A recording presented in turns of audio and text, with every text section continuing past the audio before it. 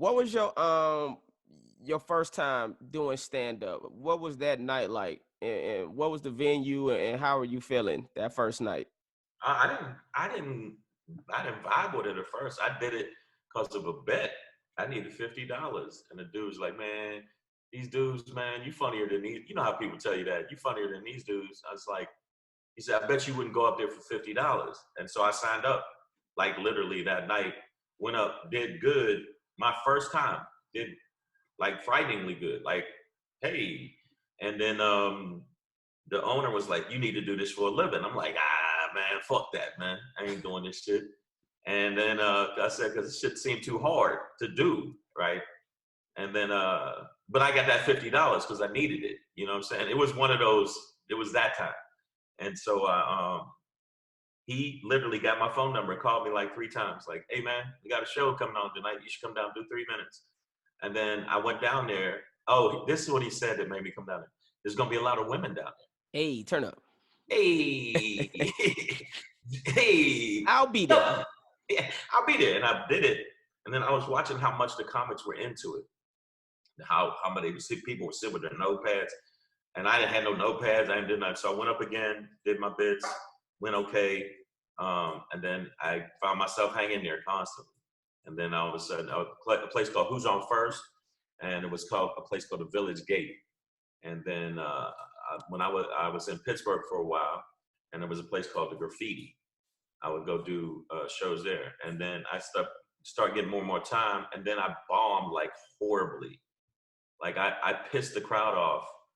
I did a joke about albinos, about dragging them into the sun and watching them peel, and then when they die, you cremate them and you sell bottles of whiteout. This was a different time, people. I want to. I don't want y'all. All right, we don't want the albino community coming for us, for him. But then, people got pissed off then about. I said bottles. Remember bottles of whiteout? I was like, that's how they make them. Is a bunch of cremated dead albinos. And Jeez Louise. It was just so weird. I was on one, and then shout out to all the albinos. Yeah.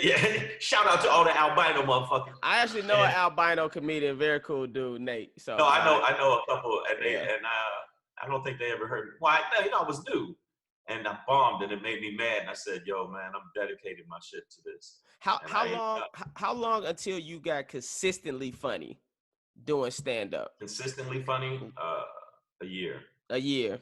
Because I tell people, I think it was like 4 years until I felt like I got consistently funny. Like I would kill one night and then I bomb for like 3 nights. And then I would kill another night and then I bomb. But those kills made me be like, okay, I could do this shit.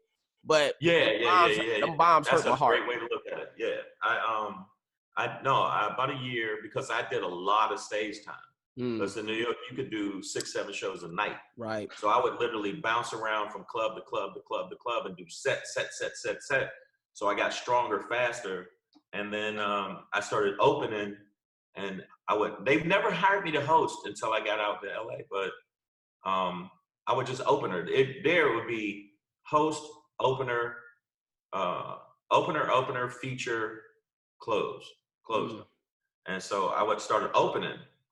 All I had was that 10 minutes, but I would rip for that 10 minutes. Plus I was real high energy and real aggressive. And real aggressive. So I would say like crazy shit, and I would get laughs and a lot of I got a lot of that. And I consider that's a response though. Right. And so about a year, and then to be strong, I would say consistently where I was started murking them about 4 years. Yeah. 4 years. When did you start developing your comedic voice? How long did that take? 4 years. 4 years, huh? Because I felt like I didn't really start developing my comedic voice 7-8 years. When I was like, okay, I start to know like who Justin Hires is, the stuff I want to talk about. So what made you start getting into the space with your material, tackling race and some of these difficult subject matters?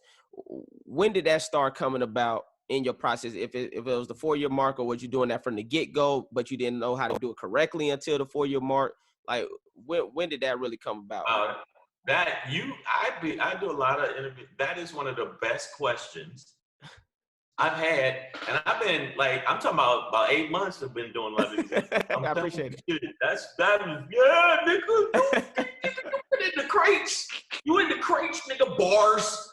Hey, I do this too. Yeah, I know. This is what I do. You know, I know what you're talking about. Now, I say 9 years. About 9 years. 9 years. Because half the time I would be, but I also would do pussy jokes. This is what I would do. I would do pussy jokes because I like pussy, and I would do pussy jokes to get to the political jokes. Like I would get them on my side, and they'd be like, "Man, this dude crazy." Right. And then I'd start slipping in the political stuff and the point of view stuff and the socio-political stuff as I went. And then by the end of the set, they're like, yeah, let's burn this motherfucking club down and take all these crackers' monies. I'm about to say, like, meanwhile, the club owner is white. Like, no, wait a minute. I thought you were a pussy joke comic. Come on, man. It was like that. So it took me 9 years. And then I sold out for like 2 years because I got a development deal. And I was like, I sold out, started doing real, like, cats and dogs are different, aren't they?